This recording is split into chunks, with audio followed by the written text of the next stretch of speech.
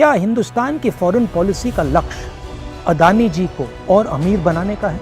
पिछले 9 सालों से मोदी जी ने भारत को भ्रम में रखा है और अदानी जी को अपने साथ विश्व भ्रमण में। मेरे प्यारे देशवासियों, मैंने संसद में सरकार से कुछ आसान से सवाल पूछे थे। सबूत के साथ मैंने हमारे देश की फॉरेन पॉलिसी या कह लीजिए अदानी जी की बिजनेस एक्सपेंशन पॉलिसी पर कुछ सवाल पूछे। सरकार ने एक भी जवाब नहीं दिया।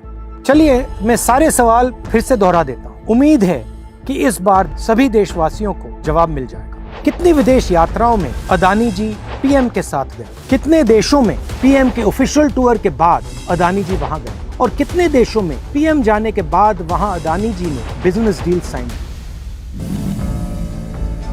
अगस्त 2013 में क्वींसलैंड ऑस्ट्रेलिया के डिप्टी प्रीमियर के नेतृत्व में एक डेलीगेशन ने गौतम अडानी के मौजूदगी में नरेंद्र मोदी से मुलाकात की। मई 2014 में अडानी को ऑस्ट्रेलिया में $15.5 बिलियन का कोल और रेल प्रोजेक्ट मिल गया। नवंबर 2014 में गौतम अडानी प्रधानमंत्री नरेंद्र मोदी के साथ G20 समिट के लिए ऑस्ट्रेलिया गए। इस ट्रिप में गौतम अडानी और SBI चेयरमैन अरुंधति भट्टाचार्य ने SBI की ओर से अडानी को कार्माइकल माइन एक्वायर करने के लिए $1 बिलियन के लोन के लिए एक MOU पर साइन किए। अब सवाल ये उठता है कि इन बैंकों में रखे हुए पैसे जो आपके पैसे हैं, उनको खतरे में कौन डाल रहा है? उन बैंकों पर कौन ये प्रेशर बना रहा है? जून 2015 में प्रधानमंत्री मोदी अपने पहले बांग्लादेश दौरे पर गए।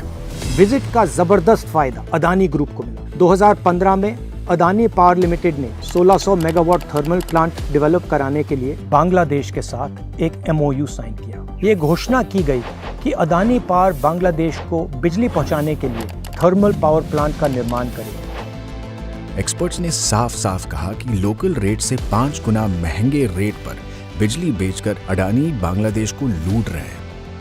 क्या हिंदुस्तान की फॉरेन पॉलिसी का लक्ष्य अदानी जी को और अमीर बनाने का है?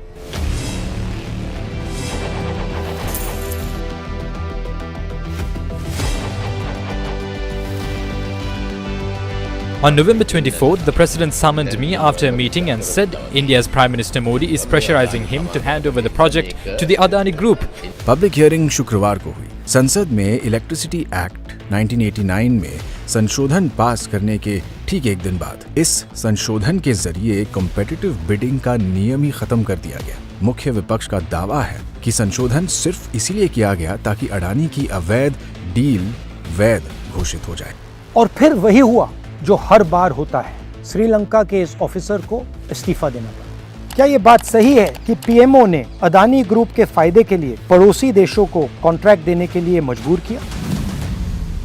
मार्च 2016 में अडानी ने अनमैन्ड एयरक्राफ्ट सिस्टम्स की फील्ड में इजराइल की कंपनी एल्बिट आई स्टार और एक भारतीय company alpha design technologies private limited के साथ स्टेटमेंट ऑफ इंटेंट करार किया। इस करार का ऐसा जादू चला कि एल्बिट सिस्टम्स को भारत के रक्षा मंत्रालय ने Mi-17 हेलीकॉप्टरों को मेंटेन और अपग्रेड करने के लिए $110 मिलियन का ठेका दे डाला। 2017 में पीएम मोदी इजराइल गए।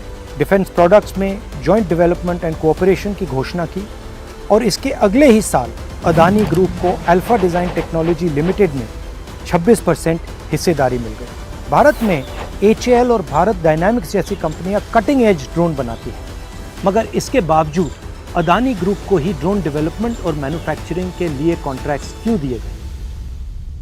सवाल अब भी वही है, क्या ये भारत की फॉरेन पॉलिसी है या अडानी के बिजनेस को दुनिया भर में बढ़ाने की पॉलिसी है? अब जापान हो या स्वीडन, मलेशिया हो या Iran, Mozambique, Oman, Myanmar, Vietnam, चाहे चाइना हो या फिर पाकिस्तान, देश कोई भी हो, रेस अगर डील पाने की है तो उसमें अडानी एंटरप्राइज की जीत पक्की है। पिछले 9 सालों से मोदी जी ने भारत को भ्रम में रखा है और अदानी जी को अपने साथ विश्व भ्रमण में।